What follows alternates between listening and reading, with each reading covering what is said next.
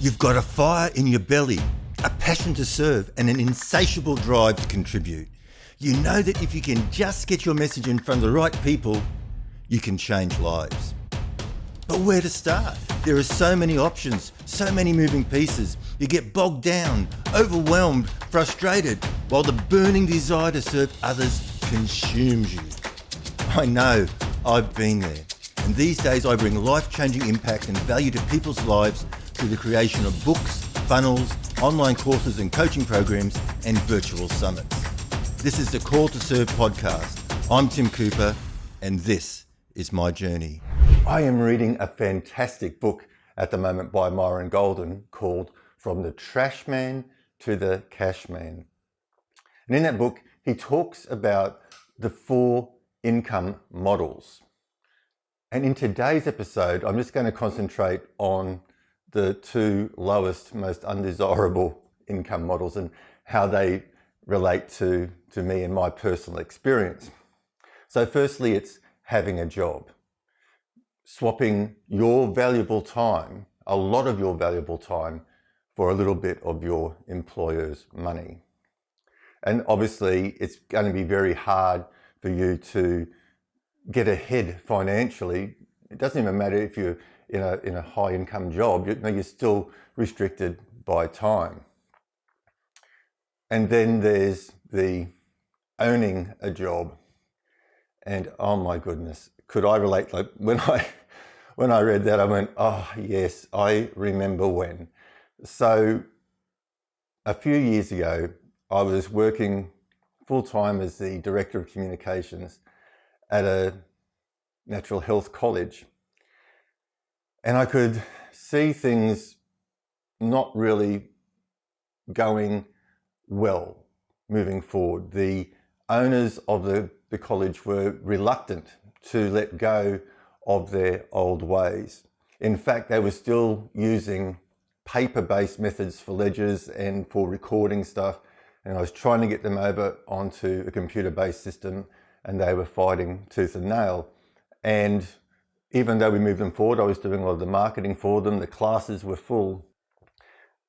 They were always pushing to move back. It was like a complete circle. Like, we get them up and everything is moving really well, and then they just wanted to go back to the old ways. So I was getting quite frustrated.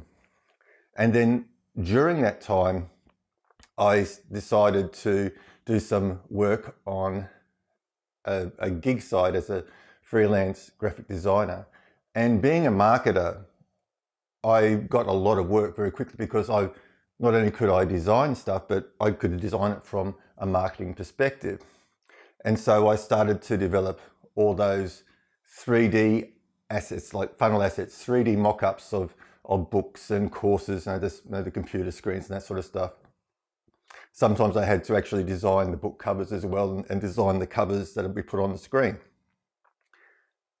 And so I had built that to a point where I was making as much income doing the graphic design work as I was doing my full-time job.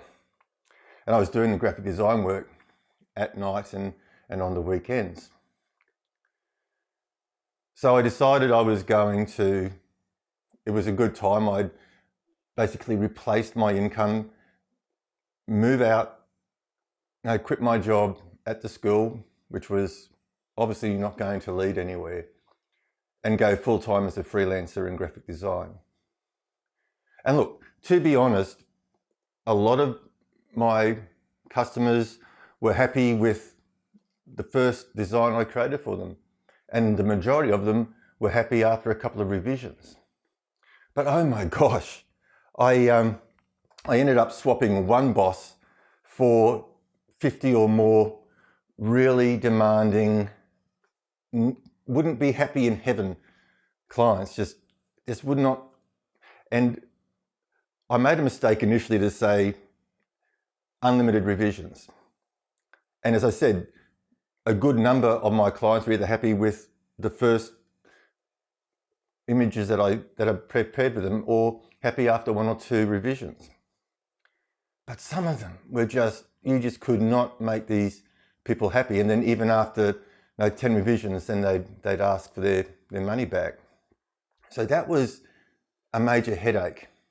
And it also became a problem for me because I was getting so much work. At that stage, my services were the highest rank gig in that category on that particular site. So I had the highest ranked graphic design gig on the site. So I had to bring on another graphic designer to cover the work.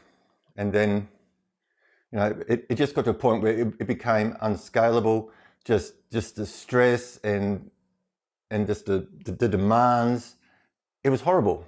So I went from having a job to owning a job. I couldn't scale. Yes, I was making good money, but at a cost, at a cost to my sanity.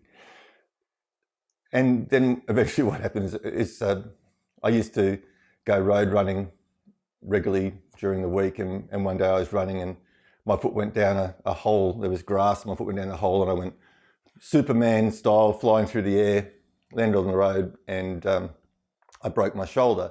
So I couldn't do that anymore, and that was probably a gift in disguise. So by the time my shoulder had recovered to a point where I could actually do design work again, the gig side had been just taken over by people doing stuff cheap. So anyway, so that was my experience of swapping one boss for 50. But I learnt my lesson. Firstly, never offer unlimited anything. So if you're going to offer revisions or updates or edits, limit it to a reasonable number, like 3. And if they want more after that, then they've got to pay. It also then encourages them to be very clear in their revision requests. So they're not just asking you to do one small change at a time, that they'll put all their changes together so you can do everything at once, which is still one revision. And then it really taught me to sort of start setting some boundaries, but I didn't learn my lesson completely. But in that year that I left the college, that's where I launched my first summit, the Global Wellness Professionals Marketing Summit. And that was launched after I saw that gap in the market. We're talking to a lot of massage therapists, because a lot of massage therapists who were out in practice would still come to the college to upskill, to learn more skills and more techniques and that sort of stuff. And just hearing about the way that they were struggling out in the marketplace, and also thinking back to when I first went into private practice and the struggles I had until I got my marketing down and my referral network around me and everything else. So that's when I partnered up with my co-host Gail Wood, and we put together the summit.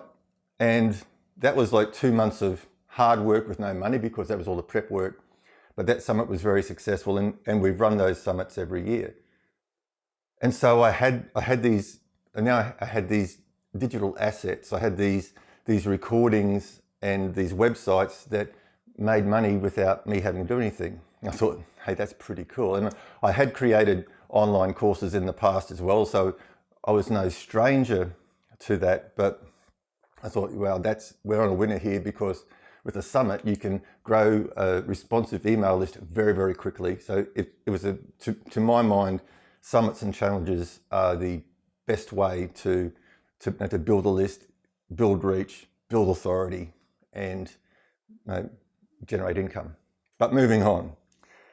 So in 2020, I started an SEO agency, and I was doing work for a number of clients, but work started to peter off when COVID hit.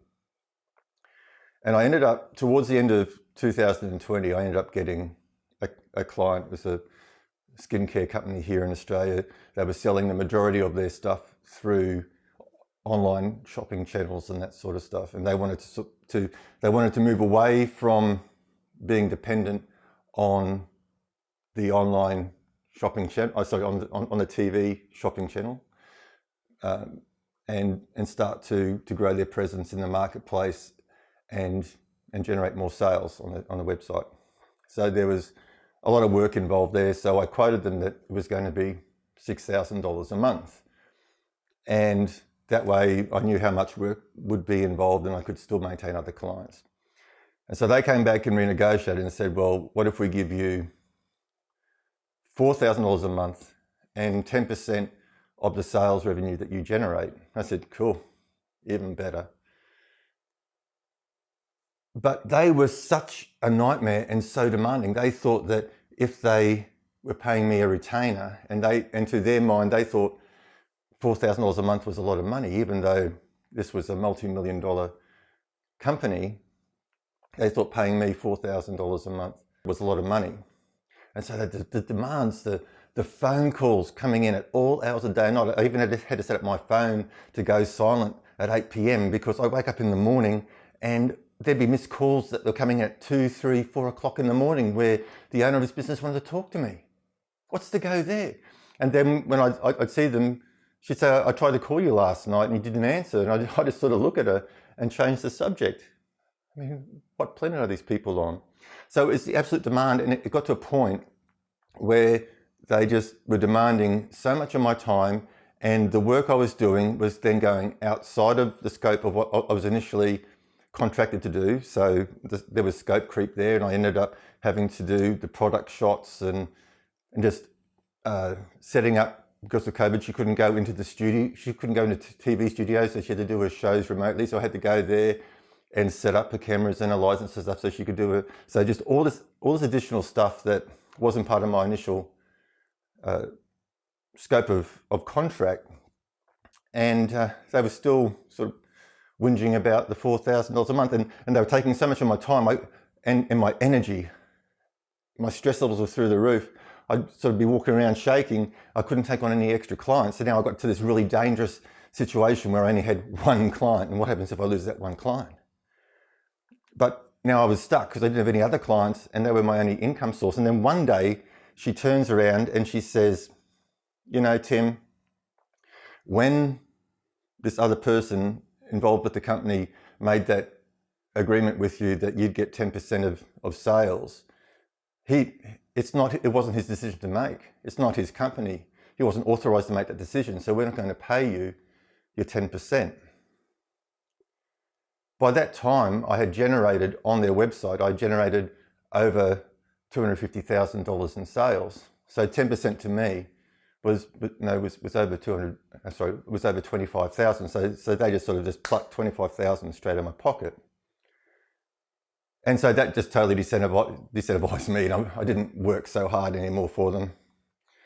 I still did bits and pieces. And that wasn't even I used to promote when she was going on TV as well. So that wasn't even counting the sales that came in through the TV channels from the people that we funneled through social media and email to the shows.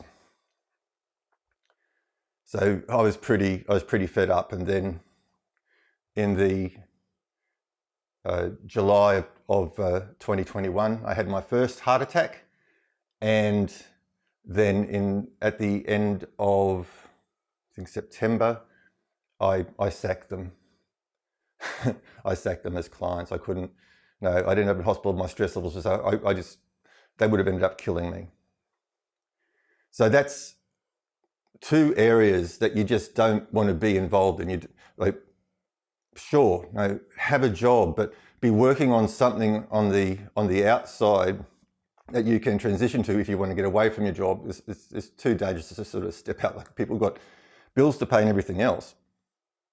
But make sure that if you are going to leave a job for working for yourself, that you're going into something that you're not actually now just owning a job, that firstly, nothing happens if you don't work, nothing happens. If you're not consulting, you get no money. Make sure that you're going into an area where you're not working with people who are just wearing you out, using you, and just making your life an absolute misery.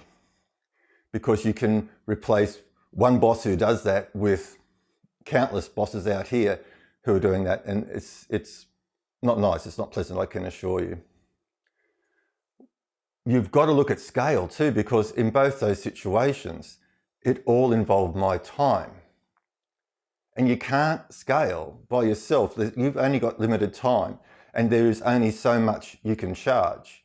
And when I was doing graphic design, yes, I was charging more than other graphic designers, but I was bringing more than just graphic design. I was bringing my marketing know-how, so that those funnel assets, so those mock-ups that they were putting on their screens, they looked absolutely professional, but they were also coming from my marketing knowledge as well, that I know what works, so I could charge a bit more. But even no matter, there's still a ceiling how much you can charge. So your scalability isn't there.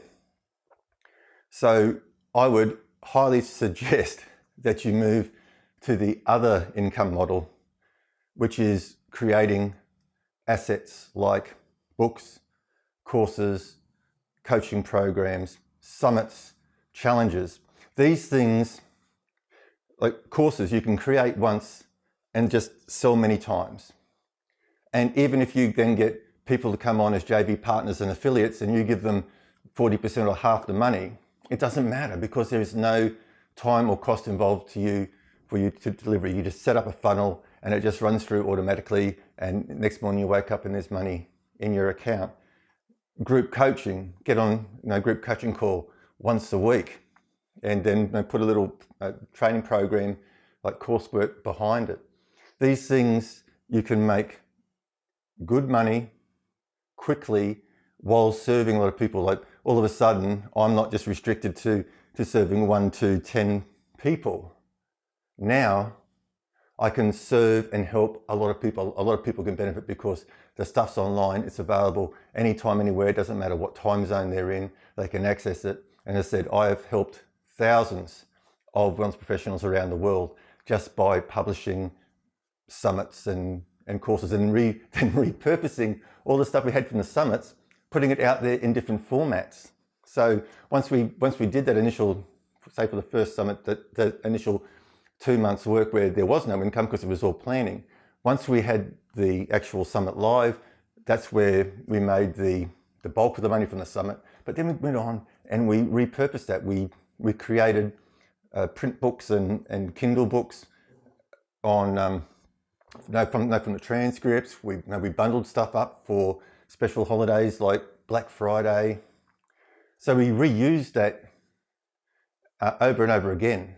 And then the next year we had another summit, and then I think we skipped 2020. I think we skipped 2021. So we did a summit in 18, 19, 20. We skipped 21 because we were targeting wellness professionals and things weren't going well in that industry, and there was a lot of stress anyway. And then and this year we're doing another one as well. And at the moment we're working on an evergreen funnel, which is called the best of, where we're bringing in 30 of the best, most popular summit presentations in a best of series, and that's going to be an evergreen offer. So just you can see that when you put the work in and create the assets, they will continue to work for you.